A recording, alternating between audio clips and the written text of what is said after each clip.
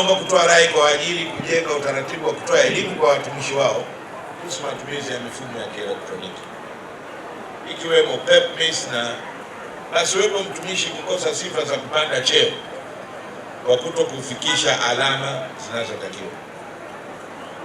Nitumie pia hadhara hii kuwataka waajiri kuwakumbusha watumishi wao ambao taarifa zao za kiutumishi zinatofautiana na taarifa za NIDA. This is very important. Naomba tunielewe. Natumia hadhara hii kuwataka waajiri kuwakumbusha wafanyakazi watumishi wao taarifa zao za kiutumishi zinapotofautiana na taarifa za NIDA.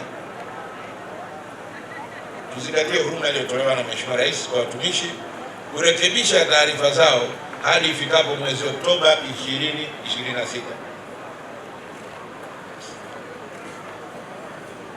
Kuna watu saa nyingine tunatengeneza mambo ya ajabu tu hapo. Mtu anaitwa Hamidu, mwingine anaitwa Hamid. Unasema huku kwenye NIDA imeandikwa Hamidu, kule kwenye nani imeandikwa Hamid. Basi ile huu tu hapo ishakuwa nongwa. Kweli si kweli? Kweli si kweli? Sasa rais anasema kwa sababu tunakwenda kwenye mambo ya kidijitali zaidi, unapokuta kuna changamoto za namna hii, hebu tufanye kazi kupata reconciliation, na zoezi hili lipo mpaka Oktoba mwaka 2026. Na nyinyi wafanyakazi wenzangu, ndugu zangu, wapenzi wangu, tumieni fursa hii. Tunakwenda kwenye mifumo ambayo ikishindikana, when your identity, utambulisho wako una mashaka kwenye NIDA, utapata mashaka kila sehemu.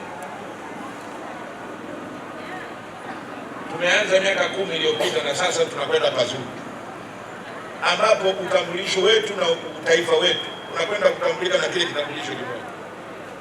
Leseni ya gari unapitisha NIDA, sijui nini, kadi ya NHIF ya bima ya afya NIDA, passport unapitisha NIDA, kitambulisho cha kazi kwa sababu ina biometrics unajulikana kwa NIDA.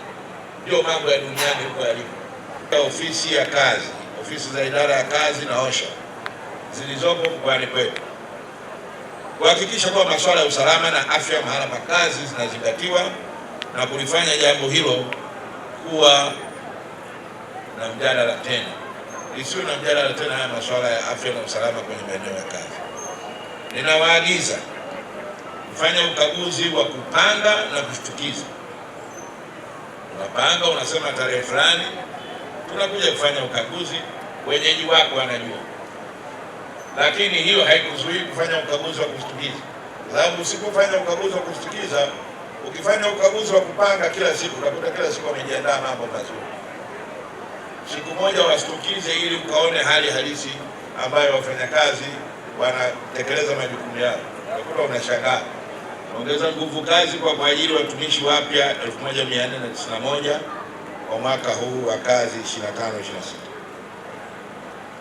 Tumepandisha madaraja ya wafanyakazi 7535 mwaka 24-25.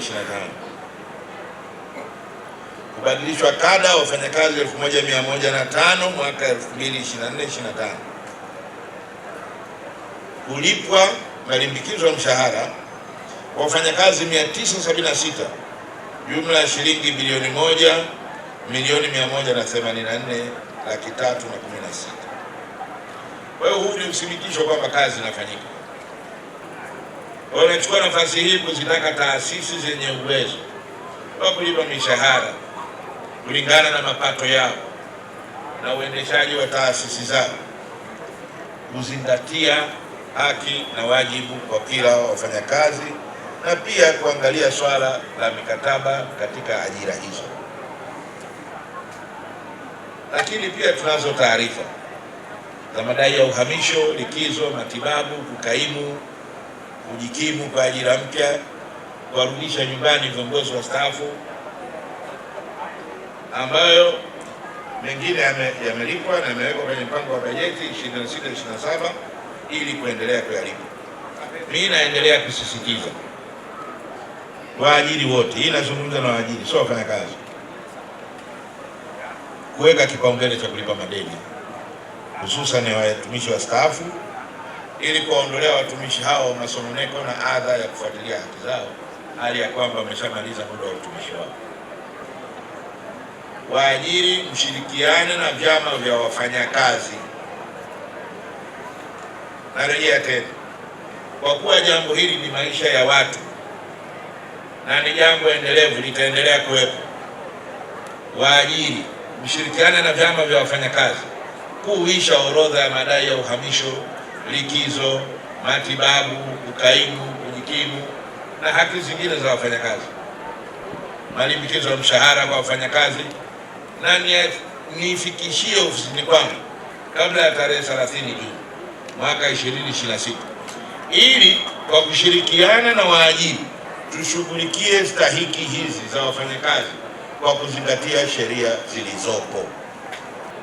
Kutoa wito kwa viongozi wa vyama vya wafanyakazi na wafanyakazi wote kwa ujumla. Namba moja, hakuna haki bila wajibu. Tujitahidi kutekeleza majukumu yetu ili kuwa na tija katika maeneo yetu ya kazi. Lakini pia serikali yetu ya Jamhuri ya Muungano wa Tanzania imekuwa ikitoa motisha mbalimbali kwa wafanyakazi, lakini kuna nyingine ambazo tunaendelea kuziomba na nyingine ambazo hatuziombi. Kwa hiyo sisi wajibu wetu kama wafanyakazi, tuendelee kuchapa kazi kwa bidii ili kuleta matokeo chanya katika maeneo yetu ya kazi. Lakini wito wangu mwingine, tuendelee kufanya kazi kwa kuzingatia sheria, kanuni na miongozo tulionayo ili kuweza kuwasaidia Watanzania wenzetu. Lakini jambo jingine, tuendelee kuwa na ubunifu katika maeneo yetu ya kazi ili tuendelee kuwa na weledi katika kufanya kazi ambazo tumeajiriwa kwazo. Lakini pia tuendelee kudumisha amani, upendo na utulivu katika mahala petu pa kazi. Ukosefu wa maji safi na salama katika vijiji ambapo watumishi wanafanya kazi unaofanya watumishi na familia zao kuwa hatarini. Lakini kutokuwepo kwa miundombinu mizuri unawafanya watumishi kukata tamaa ya kufanya kazi vijijini. Hilo tunaomba tusaidie. Mheshimiwa mgeni rasmi, Shirikisho la Vyama vya Wafanyakazi Mkoa wa Morogoro TUCTA tunawapongeza wafanyakazi kwa kuendelea kufanya kazi kwa bidii pamoja na changamoto zilizopo maeneo ya kazi